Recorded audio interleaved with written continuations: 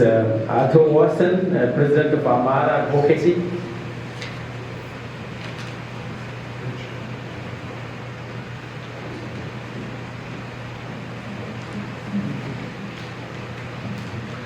Thank you all for listening. You've been doing a great job. I know it's complicated to get all these people together, so we really appreciate it. And true to our former H.Res and Ethiopians, we're a bit late. This is kind of overdue, so we apologize for that as well.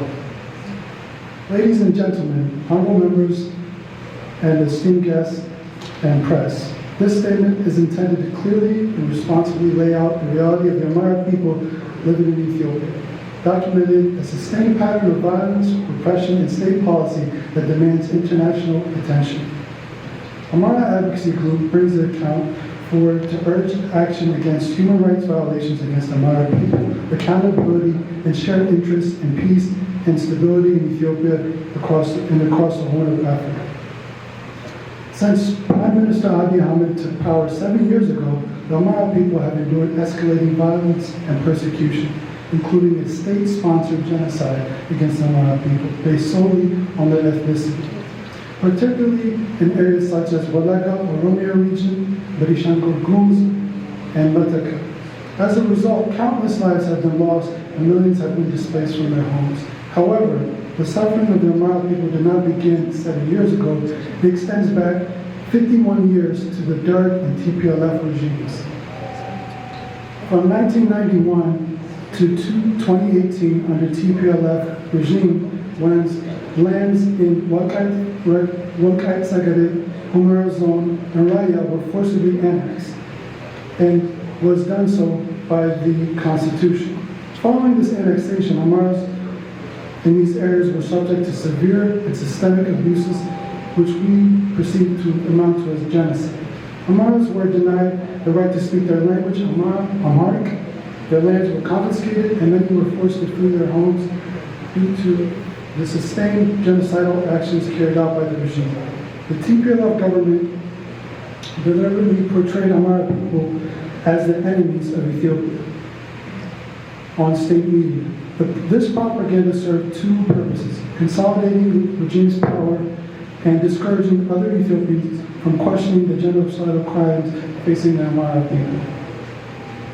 This campaign of dehumanization extended even to the construction of hate symbol monuments intended to institutionalize hostility towards Amharas, including areas such as RC in Oromia region. Over 27 years of TPLF rule, Amharas have endured what can only be described as a silent genocide, alongside cultural erasure, economic deprivation, and systemic attacks on Amhara history and identity. To further enforce economic deprivation, in 2007, Ethiopian census deliberately reduced the Amhara population count by 2.5 million people. This manipulation was carried out to reduce federal budget allocation to the Amhara region. As a result, over 2.5 million people were effectively unbudgeted for, leading to severe economic deprivation. The consequences included inadequate health care, underfunded public services, and children being forced to attend school under trees rather than in classrooms. The Amhara Advocacy Group views the census manipulation as a deliberate policy tool used to weaken the Amhara population economically and socially. This situation facing the Amhara people today is not a collection of isolated incidents, but a sustained and interconnected pattern of violence, repression, and state policy that constitutes a state-sponsored genocide against the Amhara people, as asserted by the Amhara Advocacy Group. Long-standing territorial disputes in Walkite and Raya zones escalated into mass violence at the onset of the 2020 war, most notably during the Mayakadra massacre. Amnesty International and the UN Office of High Commissioner for Human Rights documented the deliberate killing of hundreds of civilians, the majority identified as ethnic Amharas. These killings intended to destroy public root, triggering a large-scale displacement and enduring fear. Although this conflict has been internationally framed as a Tigray war, the fighting primarily took place in the Amhara region for over 8 months, during which the Amhara population was subjected to to systemic atrocities. In 2021, documented massacres in such towns as Kambocha and Chenna involved the execution of civilians, looting of hospitals, widespread rape, and destruction of essential infrastructure. Thousands were forcibly displaced, losing their homes, livelihoods, and access to basic services. Amnesty International, Reuters, and UN investigations confirmed that these acts targeted the Amhara population, including the killing of group members, the infliction of serious bodily and mental harm, and deliberately creation of living conditions intended to bring about the group's partial destruction. These killings are part of a broader pattern of war crimes and crimes against humanity. UN human rights reports document extrajudicial killings, enforced disappearances, arbitrary detention, sexual violence, and systemic attacks on civilians by state and allied forces. The widespread use of terror tactics against civilians has caused profound physical and psychological harm and has deliberately dismantled the social and political foundations of the Amhara community, a concern repeatedly raised by Amhara advocacy groups and others. Beyond formal war zones, as mentioned above, ethnic Amharas have continued to face targeted violence in Oromia. Massacres in such areas as Gimbi and Girakarmu have reported by Amnesty International and Human Rights Watch, and survivors describing coordinated village raids, executions, and forced displacement. Millions of Amharas have been internally displaced across Ethiopia, living in dire conditions without adequate protection or recognition from the government of Ethiopia. Under the regime of Abiy Ahmed, a paramilitary force commonly known to be referred to as Shene has been used to carry out genocide and ethnic cleansings against Amhara, particularly to clear land later to be sold to investors or given to their friends. Similar campaigns occurred in Addis Ababa and surrounding areas, where more than over 40,000 Amharas were forcibly removed in a single month from their homes, and caused many Amhara people to be subject to profiling, searches, movement restrictions when entering the capital, culminating in mass arrests and the establishment of detention facilities and which function as de facto camps. Since 2023, repression has further intensified through mass arrests and arbitrary detention of thousands of Amhara civilians. Amnesty International reported the existence of these makeshift detention camps holding journalists, judges, academics, political figures, ordinary citizens, and religious leaders, without charge or any judicial oversight. Findings corroborated by the United Nations. The Amhara advocacy group stresses that these practices inflict physical and psychological and systemic harm to the leadership and the cohesion of the Amhara community. The federal government's extensive use of drone warfare in the Amhara region has inflicted catastrophic physical harm. Drone strikes, including the attack in Fenot Salam, has killed dozens of civilians, as it was reported by Reuters and addressed by UN officials. They also warned that these strikes were hitting densely populated areas such as markets and transportation hubs. These unmanned aerial vehicles are precision weapons that allow real-time surveillance prior to strikes. Despite this capability, schools, churches, and civilian gatherings have been repeatedly targeted. These attacks have occurred not once or twice, but hundreds of times, demonstrating a systemic campaign of war crimes directed against the Amhara population.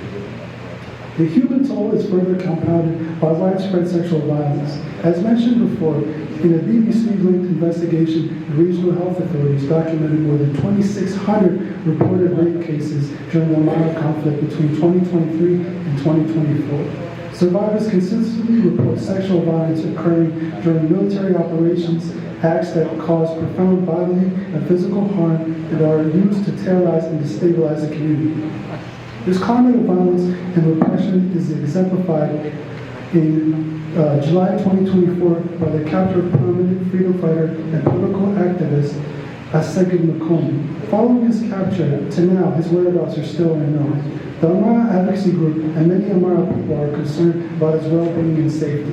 Systemic targeting and removal of political and community leaders is recognized as an indicator with the intent to destroy the group in part. All of those atrocities are occurring alongside a freedom policy trajectory that prioritizes regime survival over democratic reform. Ethiopia's growing alignment with China, Russia, and the BRICS bloc is intended to shield the ruling regime from international accountability and scrutiny. This shift has facilitated deep involvement with Russia, UAE, China, and East African politics, while Ethiopia's position as a host of the African Union is leveraged to normalize authoritarian governance and discourage scrutiny. So I will conclude by saying the Amhara Advocacy Group therefore urges the United States to exercise its diplomatic and moral leadership by supporting independent international investigation and imposing sanctions on people who are responsible for these atrocities and applying sustained diplomatic pressure to protect civilians. And after that, we can establish a stable and inclusive Ethiopia, which will allow the Amhara people and all Ethiopians to live in peace and dignity, while fostering a stable Horn of Africa that attracts responsible investment and enables a better future for everyone. Thank you.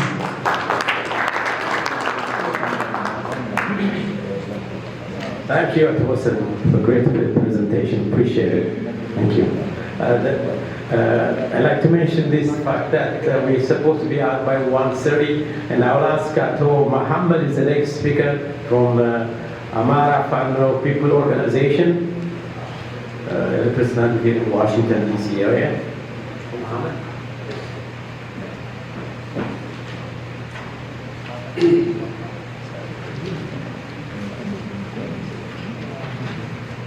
Thank you for your patience and been staying long. So I'll make it a short and precise speech for you guys. And thank you so much for giving the opportunity to be here. And the Honorable Congress and esteemed international colleagues and esteemed guests. We stand before you to address an urgent humanitarian and legal crisis, the existential crisis facing the Amhara people in Ethiopia, and a call for an unified global action to stop the Abiy Ahmed genocide war against the Amhara people. Personal testimony, I would like to be myself as a victim of the Wolaga massacre. My name is Muhammad Liban. I have been serving as one of the executive of the Amhara Fano People's Organization International Committee, AFHA, the famous name. I have resided in the United States since May 21st, 1987, and currently live in Arlington, Virginia. I fled Ethiopia during the Cold War, where the country was engulfed in civil war under the brutal Derg regime, which came out, spread massacres, tortures, rape, and killing of civilians, including students, professionals, farmers, women, children, and the elderly people. After fleeing Ethiopia, I was granted refugee protection by the United States of government in Egypt. This country gave me safety, freedom, and dignity. Today, I am proud of America, a father of 5 and a grandfather of 2.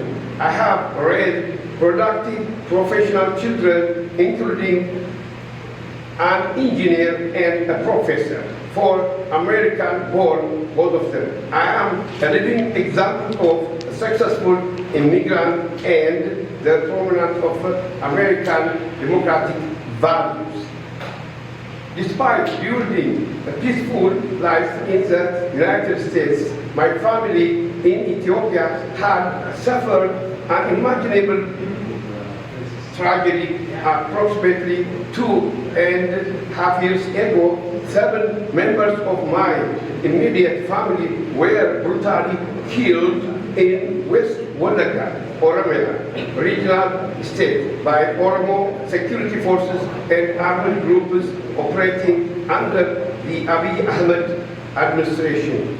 Among these victims were my uncle, his wife, and 3 of their children who were slaughtered like animals, as his brother and 4 additional children were also killed. A 7-year-old relative of mine from South Wallo, Aisha Said Muhammad, murdered after pleading for her life, saying that, quote unquote, please, I will never be born again as an Amhara. It's sick. It makes you cry. These words will haunt me forever. From myself. My uncle survived the massacre, but died 8 months after he left free the Wallo to live with the family and orphanage grandchildren. Those children now they live in Amhara region, where I, together with my 2 brothers, both U.S. citizens, support them with food and shelter. Ethiopia constitutional failure and its consequence. I would like to say something about it. The 1995 Constitution of the Federal Democratic Republic of Ethiopia was introduced with the stated purpose of rectifying past injustices. However, it was built upon a false and deeply damaging narrative that the Amhara people as a collective were historical oppressors of others group. On this basis, the Constitution fundamentally redefined sovereignty, vesting it not in individual citizens, but in nationalities, and peoples. These sovereign ethnic entities were empowered to establish ethnic, territorial, regional states with their own flag, exclusive claim over the land, and even an unconditional right to secession under Article 39, which is a cancer for our people and our country. In doing so, the Constitution abandoned civic citizenship and replaced it with ethnic hierarchy, because one is there and up and down, fragmenting the country along identity lines. Also, identity politics is that dismantle and destroy our country and our people, especially the Amhara people. This framework has had devastating consequences for the Amhara people, who are geographically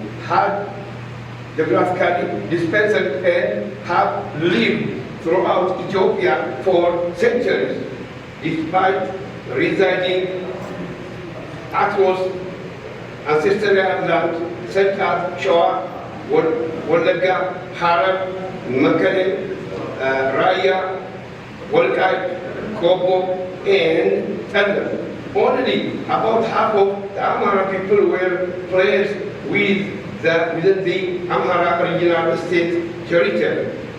Millions living outside the region were rendered politically invisible, classified as non-indigenous, denied representation, land rights, language access, and security.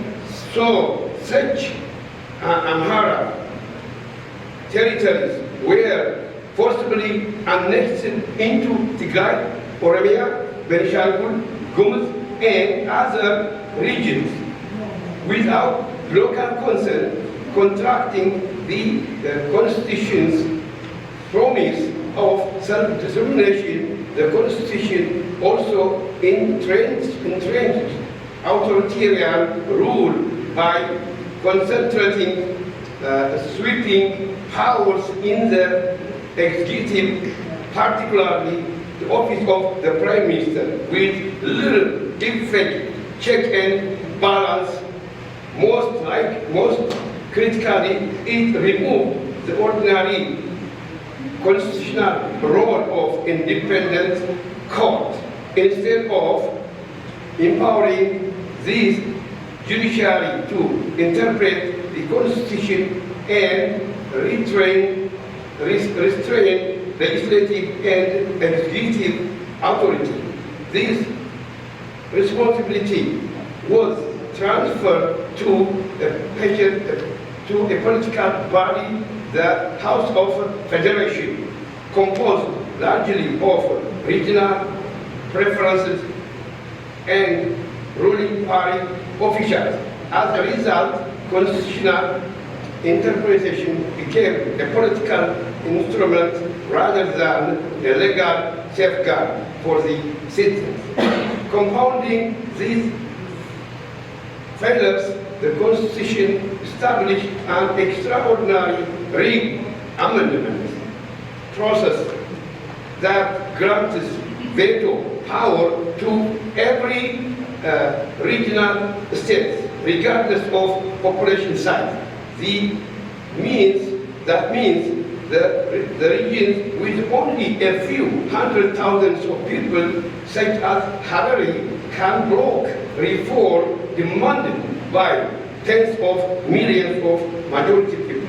This structure has institutionalized minority tyranny over the majority and made peaceful constitutional reform nearly impossible, especially for the Amhara people. Almost, I would say. Regional constitution and industrialization exclusion. These federal defects are reinforced by regional constitutions that openly industrialized exclusions. In Oromia, Amhara are routinely labeled as settlers, Safari in Amhara, denied of political participation, displaced and subject to repeated mass killings. In Benishangul Gumuz and Gambela only select indigenous groups are recognized as regional owners, despite large Amhara population residing there, paving the way for massacres and mass displacement. Integral Amharas were framed as historical enemies, stripped of land and politically silenced.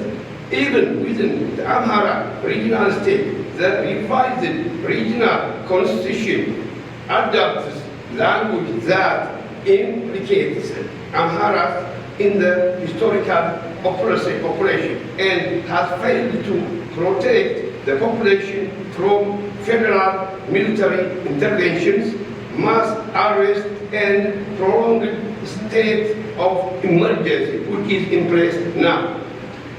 Regional autonomy exists largely on the paper, while the population remains exposed and unprotected.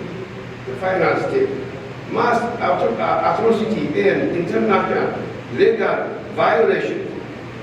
The cumulative effect of this constitutional and structural failure is unmistakable. The Amhara people have been largely alienated, physically targeted, politically erased, and demographically displaced by TPLF, ONLF, Prosperity, and other crime partners groups since 2020. Credible reports from the United Nations, Amnesty International, Human Rights Watch, ACLED, and the Amhara Association of America documented tens of thousands of Amhara civilians massacred, millions displaced, and over 4.5 million children denied access to education, hospitals, schools, and religious institutions have been systematically destroyed in Wallagga, Shoa, Benishangul, Gumuz, and Arsi, Bale, Addis Ababa, Harar, Raya, Wolkai, Condemns, Amhara region, and other parts of the country. Notable atrocities included the Maikada massacre, we don't forget Maikada, in November 2020, where 1,500 Amhara from Maikada civilians were massacred, mass killing in China, and Ogbo 2021, the Tol and Wallagga massacre, August 2023 and December 2024 alone, the UN Office of the High Commissioner for Human Rights confirmed 823 civilians deaths and 253 injuries from the serial attack by the Abiy Ahmed genocide war. The perpetrators include the TPLF-led regime 1991 to 2018, the Prosperity Party government under Prime Minister Abiy Ahmed from 2018 up to present, the Ethiopian National Defense Force and regional armed groups such as OLF or OLA and Gumuz militias. These acts constitute war crime against humanity and meet the legal indicator of genocide under the Rome Statute, the Genocide Convention and the Geneva Convention. A legal and moral call for unified global action. Under international law, the states have a duty to prevent and punish such crimes. The UN Charter the responsibility to protect doctrine and US laws, including the illegal Wesley genocide and atrocity protection. Laws imposes clear obligation to act. Silence or delay is not neutral. It is a complicity. This is not a call for armed intervention or political alignment. It is a call for lawful, moral, and unified global action. Though the independent investigators, civilian protection, humanitarian assistance, targeted sanctions, and accountability for the perpetrators, who would also call upon the international and local media to report these atrocities with urgency and integrity. Transparency and documentation are essential tools for prevention and justice equality. Important is the unity among Amhara movement and all Ethiopian civic and political action, both inside the country and in the diaspora, to set aside differences and act collectively to stop the violence, protect civilians, and preserve Ethiopia's future. We have the law, we have the evidence. What remains is the courage to act. Thank you very much. Amhara People's Organization, H.Res.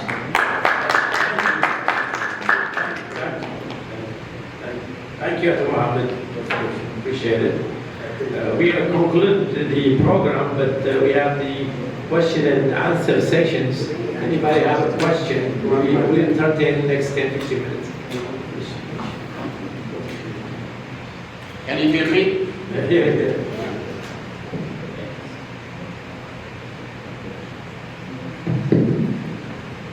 My name is Johannes. I'm an Amhara Ethiopian. I would like to thank the organizers, leadership of this group for convening this meeting. It's a very important meeting. All the speakers, all of you, I commend you. You have raised lots of issues. As far as I'm concerned, I have a slightly different approach to this problem. We Ethiopians, we externalize our problem, and we expect solutions from others, especially from the United States government. We have tried this approach for the last 54 years, and we failed miserably. So I urge you to take responsibility. We should take responsibility for what's going on in Ethiopia. I was not expecting this few number of people here in this audience. I was expecting at least full audience. I was expecting a little bit more of the younger generation. I don't see any, practically, I don't see any young person here. So we have to change before insisting on the United States government to take action. So what's our takeaway today? We have a resolution which is already on the floor, H.R. 937. We should advocate for this resolution.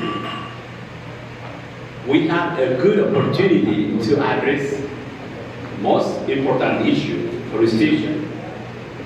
In the words of Atom Okona, my friend Atom Okona, the pseudo constitution. That's what we have identified in this meeting. Okay? It's the core of the problem. So, in order to change that constitution, what do we have on the side of the United States government? There is a new foreign, what shall I say, national security strategy, which advocates commerce and friendship with African countries rather than forwarding handouts. So that's our opportunity, okay? That's how the United States and Ethiopia started their relationship back in 1903 when Emperor Menelik II signed a commerce and friendship agreement with the then President of the United States, So we can make use of that opportunity. So let's remember, our takeaway for today is advocate for H.R. 937. Thank you. Any other question?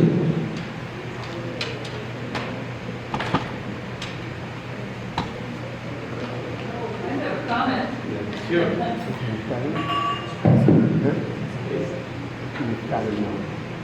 Thank you. Thank you. My name is Beth Akiyama. I'm a colleague of Sylvia Standard, and we work together on United for Human Rights and Youth for Human Rights. And I would just say, you know, this is our little booklet to show the UN Universal Declaration of Human Rights. But when the Constitution is reconsidered, this is an extremely important document to be considered as implementing each point of these 30 human rights in the Constitution. This has been done in other countries. Most recently, Mexico did this in their country. And it turned their Constitution to a human rights-focused Constitution. So I would just advocate that you also look at that in terms of what structure are you asking the Ethiopian government to look at. This is they're part of the United Nations, and so this is their document already. And so this is stable information for them to use. And they can say, okay, this is the international standard. This should be part of our Constitution.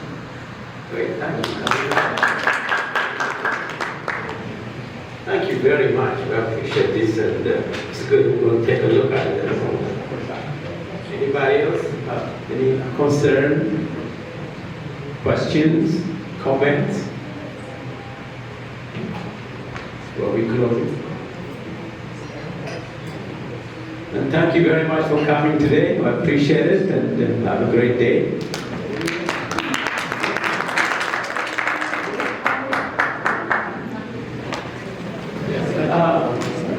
Everybody, group shot over here, please. Everybody, we'll take a picture somewhere here. Everybody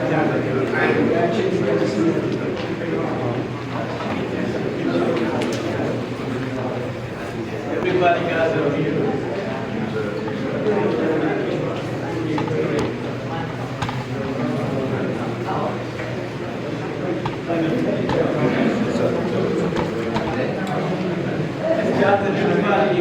Everybody come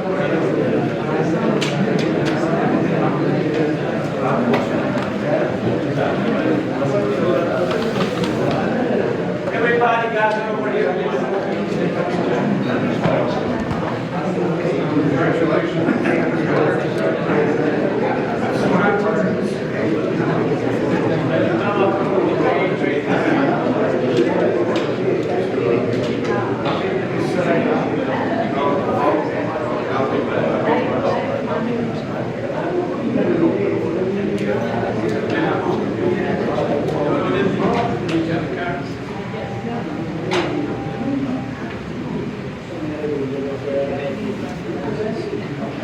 I'll give you.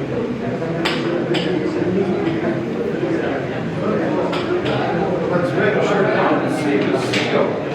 Oh, yes. Look up there. Yes. Display the seal. Yes.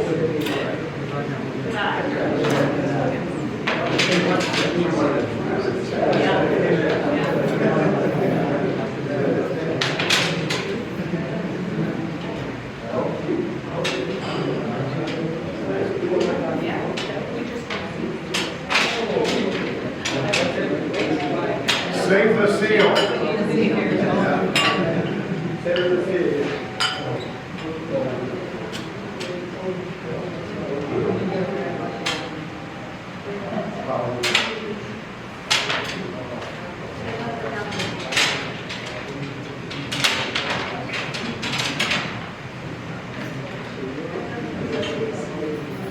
We're trying to say the scene. Yeah.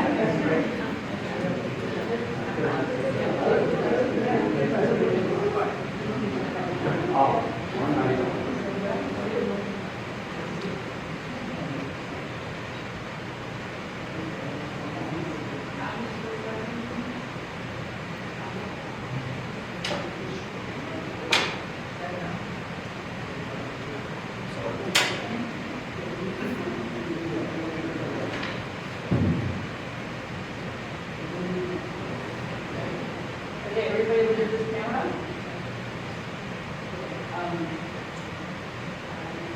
Cheers, Ben. I don't know why you. Yeah. So,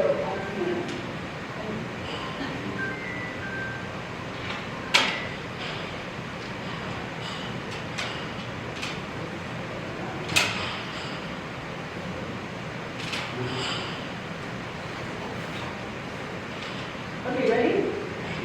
Okay, 1, 2, 3. The human rights.